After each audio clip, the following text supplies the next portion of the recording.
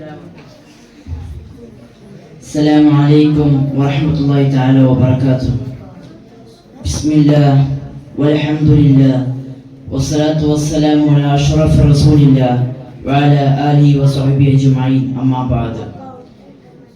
സ്നേഹസ്മരണമായ ശുഭദായകമായ അന്തരീക്ഷത്തിൽ പരിപാടിക്കായി എത്തിച്ചേർന്ന പ്രിയപ്പെട്ട ഉസ്താദുമാരെ, സുഹൃത്തുക്കളെ, വെറുപ്പും വിദ്വേഷവും പടരുന്ന ഒരു കാലത്ത് ചിരിയെക്കുറിച്ച്, ചിരി ആയുധമാക്കുന്നതിനെ കുറിച്ച് പറയുന്നത് പോലും സാഹസികമായ ഒരു ദൗത്യമാണ്. എങ്കിലും നമുക്ക് സ്നേഹ സൗഹൃദങ്ങളെ കുറിച്ചും ചിരിയെ സംബന്ധിച്ചുമെല്ലാം തോരാതെ പറയേണ്ടതുണ്ട്. മദീനയിൽ ഒരാളുണ്ടായിരുന്നു. അദ്ദേഹം എല്ലാവരോടും ചിരിക്കുമായിരുന്നു. മനസ്സ് തുറന്ന വെളിച്ചം എതിരെ അങ്ങനെ ചിരിക്കുക അദ്ദേഹത്തിന് ഇഷ്ടമായിരുന്നു. ഒരിക്കൽ തിരുമേനി സല്ലല്ലാഹു അലൈഹി വസല്ലമ തങ്ങളോട് മറ്റാരോ സംബന്ധിച്ച് പറഞ്ഞപ്പോൾ അദ്ദേഹം ചിരിച്ചുകൊണ്ട് തന്നെ സിറാത്ത് പാലത്ത് ജീവിക്കുമെന്നും ചിരിച്ചുകൊണ്ട് തന്നെ സ്വർഗത്തിൽ പ്രവേശിക്കുമെന്നും ആയിരുന്നു തിരുമേനി സല്ലല്ലാഹു അലൈഹി വസല്ലമ തങ്ങളുടെ പ്രതികരണം. ചിരിയുടെ ഇസ്ലാമിക മാനം ഇതിൽ നിന്ന് തന്നെ വ്യക്തമാണ്. അതിരും മാനവും പരിഗണിച്ചുള്ള ചിരിയും പുഞ്ചിരിയുമെല്ലാം ദാനമായി കാണുന്ന ഇസ്ലാം സഹോദരന്റെ മുഖത്ത് നോക്കി നിറഞ്ഞു പുഞ്ചിരിക്കുന്നത് ദാനമായി കാണുന്ന ഒരു പ്രത്യേക ശാസ്ത്രത്തെ വിശ്വസിക്കുന്നവരാണ് മനുഷ്യബന്ധങ്ങളെ സ്ഥായി സംഭവത്തിൽ നിലനിർത്തുന്നത്, മഞ്ഞൊരുക്കുന്നത്, സൗഹൃദങ്ങൾ പടർത്തുന്നത്, ഊഷ്മളമായ കാര്യങ്ങൾ സൃഷ്ടിക്കുന്നത്. എങ്ങനെയാണ് നമുക്കിടയിൽ ഉറപ്പ് പടരുന്നത്? എന്തുകൊണ്ടാണ് സ്നേഹബന്ധങ്ങൾ തകരുന്നത്, സൗഹൃദങ്ങൾ ഉടഞ്ഞു വീഴുന്നത്?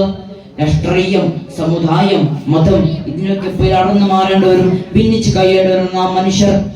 ഏത് മതമാണ് മനുഷ്യരെ വെറുക്കാനും അവടകലം പാലിക്കാൻ കൽപ്പിച്ചിട്ടുള്ളത്? നമ്മുടെ രാഷ്ട്രീയം പരസ്പരം വെറുക്കുന്നത് കാരണമാകുന്നുവെങ്കിൽ അതിനെ പരിഷ്കൃത മനുഷ്യർക്ക് വേണ്ടി പുനർസംഘടിപ്പിക്കേണ്ടതുണ്ട്. സാമുദായികമായി നമ്മുടെ പ്രവർത്തനങ്ങൾ മറ്റു സമുദായങ്ങൾ തമ്മിൽ അകറ്റാൻ കാരണമാകുന്നുവെങ്കിൽ തീർച്ചയായും ഈ പ്രവർത്തനീയതയെ കുറിച്ച് പുനരാലോചിക്കേണ്ടതുണ്ട്. കൊണ്ടും കൊടുത്തുമുള്ള, ചിരിച്ചും കളിച്ചുമുള്ള പഴയ സാമുദായിക ജീവിതത്തെ എത്രയും വേഗം നമുക്ക് തിരിച്ചു പിടിക്കേണ്ടതുണ്ട്. ഇന്ന് നമുക്ക് ഏറെ എളുപ്പത്തിൽ സാധിക്കുന്നതായി മാറിയിരിക്കുന്നു വെറുപ്പ്. വെറുപ്പിന്റെ രാഷ്ട്രീയം, അപരവൽക്കരണം, കേരളീയ സമൂഹം, രാഷ്ട്രീയക്കാരും മത നേതാക്കളായി അഭിനയിക്കുന്നവരും സാമൂഹിക നേതൃത്വവുമെല്ലാം വരച്ചു വെച്ച കളിയിലേക്ക് ഒതുങ്ങിപ്പോയിരിക്കുന്നു. ഓരോ മതത്തിലും അതിന്റെ ദർശനങ്ങളുണ്ട്. ഓരോ മതവിഭാഗത്തിലും വിശ്വസിക്കുകയും ആചരിക്കുകയും ആകാം. ഇന്ത്യൻ ഭരണഘടന വിശ്വാസത്തിലും വിശ്വാസ പ്രചാരണത്തിലും പരീക്ഷ ഉറപ്പ് നൽകുന്നുണ്ട്.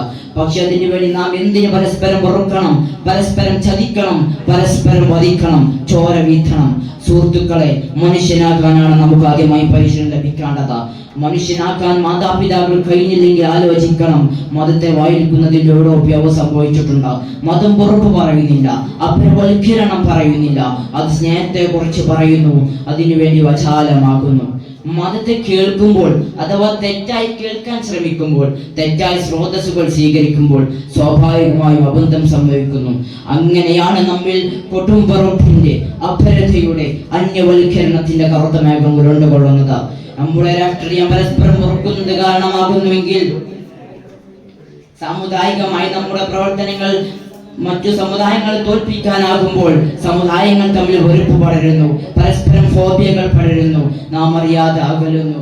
അങ്ങനെ ഒരു കാലത്ത് ദൗർഭാഗ്യവശാൽ നമുക്ക് ജീവിക്കേണ്ടി വന്നിരിക്കുന്നു. നമ്മുടെ ബന്ധങ്ങൾ ആരൊക്കെയോ അകറ്റാൻ ശ്രമിക്കുന്നു.